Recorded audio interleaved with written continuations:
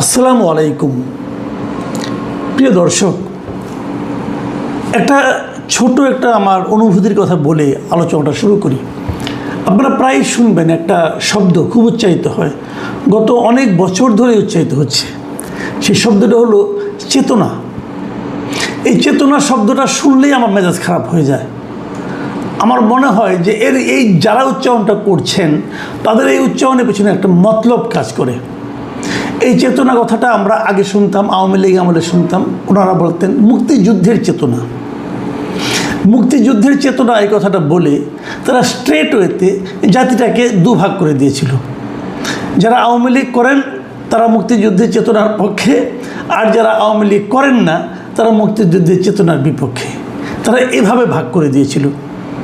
মুক্তিযুদ্ধের চেতনার পক্ষে থেকেও যে আওয়ামী লীগ না করা যায় এই কথাটা তারা মানতেই চান না, এবং এটা করার মাধ্যমে জাতিকে বিভক্ত করা হয়েছিল এবং মানুষে মানুষে একটা বিভেদ তৈরি করা হয়েছিল।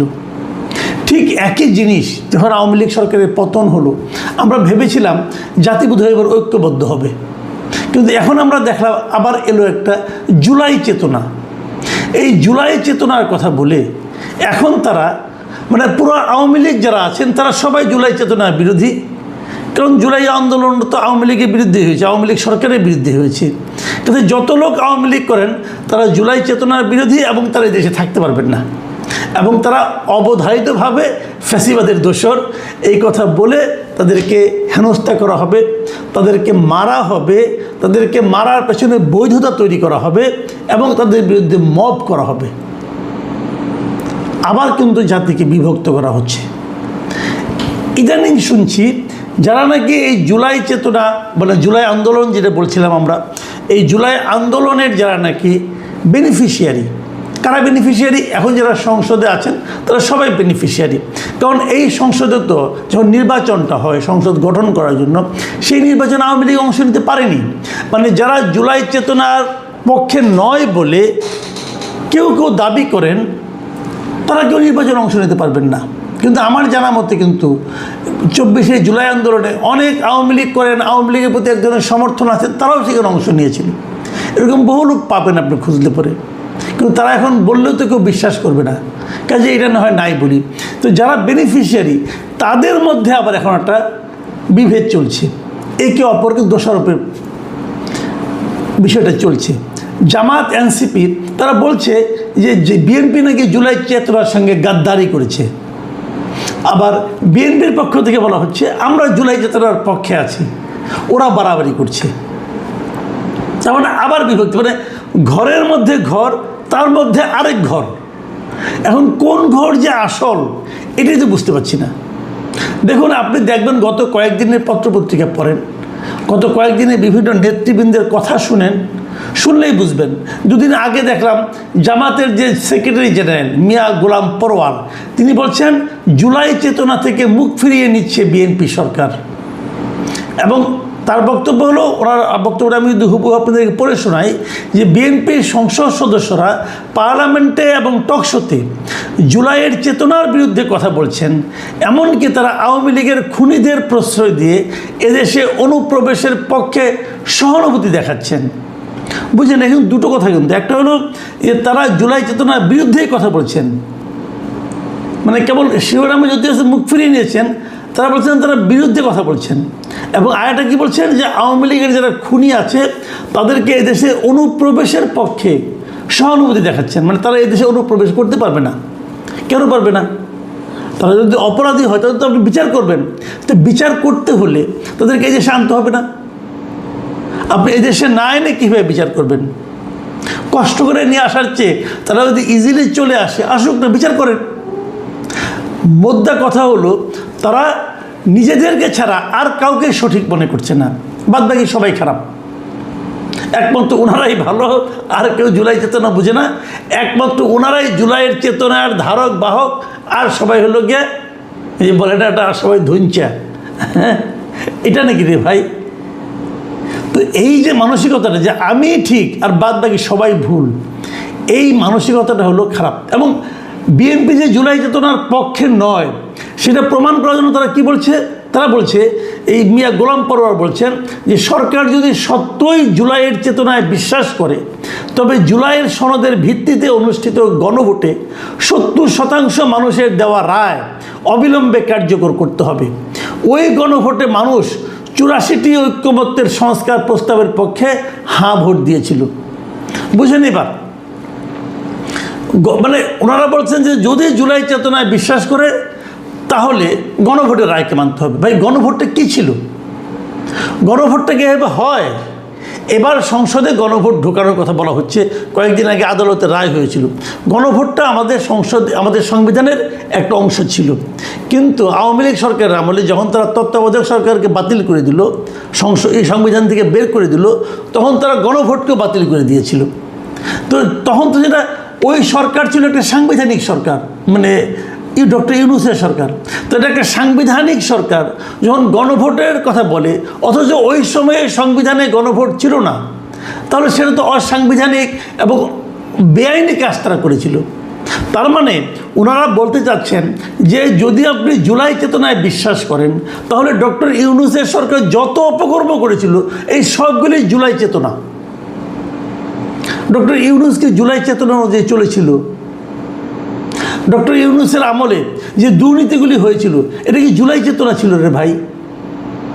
এক একজন পিএসের, এক একজন উপদেষ্টার পিএস, তারা যে 300 কোটি টাকা বানিয়ে ফেলাইছে, 400 কোটি টাকা বানিয়ে ফেলাইছে, এটা কি জুলাই চেতনায় ছিল? এক একটা উপদেষ্টা যে অপকর্মগুলি করেছে এটা জুলাই চেতনা কোথায় ছিল ভাই, বলেন তো আমাকে। তো এখন জুলাই চেতনার নাটক চলছে। গণভোটের প্রশ্নগুলি কী ছিল বলেন? একজন বলতেছে, জামাতের আমির বলতেছেন যে গণভোটের যদি প্রশ্নগুলি কেউ না বুঝে, 4 দফা না বুঝে, তাহলে বিএনপির 31 দফা কীভাবে বুঝবে? ভাই, কোনোটাই বোঝার দরকার নেই, কোনোটাই কেউ বুঝে না, সেটা আমি মানি। কিন্তু গণভোটটা যে হয়েছিল, প্রথমত গণভোট হতেই পারে না, কোনো আইনে গণভোটের বৈধতা দেওয়া সম্ভব না। আমি নিজে যেটা মনে করি এটা সম্ভবই না। অধ্যাদেশ দিয়ে গণভোট হয় না। যারা নাকি অধ্যাদেশের মিনিমাম জিনিসটা বুঝেন তারা জানবেন। আর গণভোটে যে 4টা প্রশ্ন ছিল, আমি এটা ওই সময় বহুবার বলেছি যে 4টা প্রশ্নের কখনো হ্যাঁ না হয় না। কেউ থাকবে একটা প্রশ্নকে হ্যাঁ বলবে, আরেকটা প্রশ্নকে না বলবে। কিন্তু আপনি যে 4টাকে একবারে হ্যাঁ দিচ্ছেন, 4টা প্রশ্নের মধ্যে আলাদা থাকতো, আলাদা ছিল, কিন্তু উত্তর ছিল এক জায়গায় হ্যাঁ অথবা না। যদি এমন হতো যে 1 নম্বর প্রশ্নের পাশে হ্যাঁ না, 2 নম্বর প্রশ্নের পাশে হ্যাঁ না, 3 নম্বরের পাশে হ্যাঁ না, 4 নম্বরের পাশে হ্যাঁ না, দেখা যাচ্ছে মানুষ কোনটা বলে। কিন্তু তারা বলছে হ্যাঁ বলে 4টাই হ্যাঁ, না বলে 4টাই না। এটা আমি ওই সময় এবং পরবর্তী বহুবার বলেছি যে পৃথিবীতে এমন উদ্ভট গণভোটের আয়োজন কেউ করে নাই। তো এই উদ্ভট আয়োজন, এটা কি জুলাই চেতনা হতে পারে? কিভাবে হয়? এখন যে ঝামেলাটা চলছে সরকারি দলের সঙ্গে বিরোধী দলের, তাদের মধ্যে মূল ঝামেলাটা কি যে সংবিধানকে সংস্কার করব নাকি সংশোধন করব? সংবিধানকে সংস্কার করব না সংশোধন করব?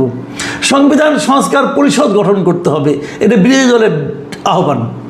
আর বিএনপি বলতেছে যে আমি সংবিধান সংস্কার পরিষদ যে করব, করে ওই পরিষদ যে সংবিধানটাকে চেঞ্জ করবে, যদি আজকের থেকে 5 বছর 10 বছর পরে বলে যে তুমি সংবিধান সংস্কার করলা কিসের আলোকে, কোন আইনের বলে, কোন আইনে আছে যে সংবিধান সংস্কার পরিষদ গঠন করা হবে, কি বলবে এরা?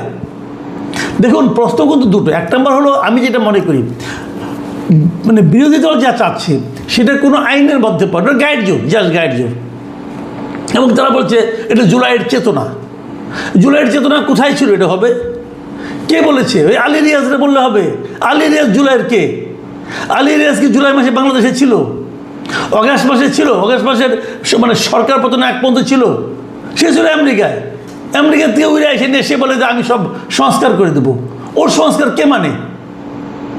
তার সংস্কার যে আদৌ কোনো সংস্কার হয়েছে এটা উনি ছাড়া আর ওনার কিছু চেলা চামুন্ডা ছাড়া আর কেউ বিশ্বাস করবে? কই তারা এখন? কোথায় তারা? গত কয়েক মাসে তাদেরকে কেউ দেখেছে এই দেশে? এই বিদেশ থেকে এসে এই দেশের টাকা পয়সা কিছু মৎসব করে, অপচয় করে, কয়েকদিন সময় নষ্ট করে ওরা আসলে এসেছিল ডক্টর ইউনূসের সরকারকে প্রলম্বিত করার জন্য, সংস্কার নামে প্রলম্বিত করার জন্য। তো এই যে তারা যে কাজগুলো করেছে এটি তো কোনো আইনগত ভিত্তি নাই। আপনি বলবেন এটা বিপ্লবী সরকার, না, এটা তো বিপ্লবী সরকার ছিল না। ডক্টর ইউনূস তো একবারের জন্য বলেন নাই উনি বিপ্লবী সরকার করেছেন। উনি বলেছেন এটা একটা সাংবিধানিক সরকার। সাংবিধানিক সরকার অর্থ কী? যে সংবিধান অনুযায়ী এই সরকার চলবে। তা কি চলেছিল? চলে নাই তো। খালি গোয়ার্তমি করলে তো হবে না। এখন ওই নাসিরউদ্দিন পাটোয়ারি কি বলতেছে, নাহিদ ইসলাম কি বলতেছেন, তো ওনাদের বক্তব্য অনুযায়ী কি দেশ চলবে? দেশ চলবে আইন দিয়ে, দেশ চলবে সংবিধান দিয়ে। আচ্ছা ঠিক আছে, এটা নয় বুঝলাম, কিন্তু তখন যে প্রশ্নটা বা বিরোধী দল করে যে তাহলে জুলাই সনদে বিএনপি স্বাক্ষর করলো কেন? এটাও একটা ভ্যালিড কোশ্চেন। কেন করলো? তখন তো এগুলো বিএনপি সরকার মেনে এসেছে। যদি বিএনপি সরকার মনে করে যে গণভোটটা অবৈধ ছিল, তাহলে তারা গণভোটের পক্ষে হা ভোট দিতে বললো কেন? তারা রহমান তো বলছে যে গণভোটের পক্ষে হা ভোট দেন। এখন বিএনপি বলতেছে যে তখন যদি আমরা এটাকে না বলতাম তাহলে হয়তো ওই সরকার নির্বাচন দিত না। তার মানে তারা ভয় পাইছে। তার মানে তারা জনগণের শক্তির চেয়ে ওই ইউনূস সরকারের শক্তির উপর বেশি নির্ভরশীল ছিল। একটা জনগণের সরকারের এই ক্যারেক্টার হবে কেন? এটা কি এক ধরনের প্রতারণা নয়? এটাও কিন্তু এক ধরনের প্রতারণা। তাহলে একটা প্রতারণার মাধ্যমে যদি সরকার গঠিত হয়, সেই সরকারকে আমি জনগণের সরকার বলবো কেন? আপনি তো জনগণের কাছে প্রতারণা করেছেন।